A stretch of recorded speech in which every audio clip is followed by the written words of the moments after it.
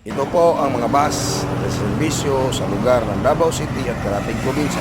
Una sa lahat, ang Davao Metro Shuttle na bumiyahing Davao City, Butuan City, Davao City, Maragusan, Davao City, New Bataan, Davao City, Laak, at Davao City, PITX.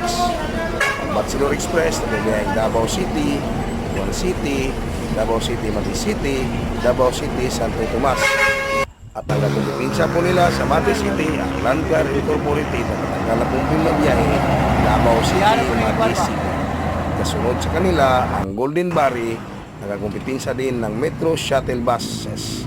Ito po ang bumiyahe Davao, Compostela, pabalik ng Davao City. At isa naman pong bus na matagal na pong bumabiyahe, ang Easy Trans na bumabiyahe po ng Davao City at Berwila, Agusan del Sur.